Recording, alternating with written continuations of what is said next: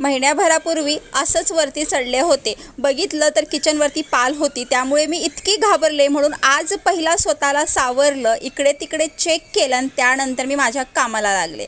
जसं की तुम्हा सर्वांना माहिती आहे की आता आपल्याला घर खाली करायचं आहे, तर सुरुवात कामाची ती किचन कट्ट्यावरूनच होत असते. वरती लॉफ्टवर ठेवलेले ते भंगार आणि ज्या काही कामाच्या गोष्टी नाही त्या सगळ्या काढल्या.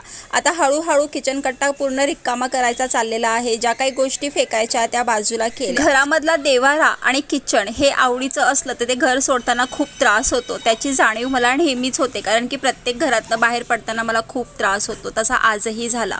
काल मेथीची भाजी केली होती, तर कमेंट आली, ताई मेथीच्या भाजीची रेसिपी शेअर कर. म्हणून मेथी स्वच्छ धुवून घेतली. तेलामध्ये जिरा, मोहरी, कांदा, हिरवी मिरची आणि लसणाची छान फोडणी दिली. कांदा थोडा गुलाबी झाल्यानंतर लगेच मेथी आणि मीठ टाकून छान शिजवून घेतलं. त्यानंतर भाजी शिजत आल्यानंतर त्याच्यामध्ये टाकलं मी शेंगदाण्याचं कूट आणि मस्तपैकी परतून घेतले आणि भाजी आपली तयार आहे. आजचा मिनी ब्लॉग कसा वाटला नक्की कळवा.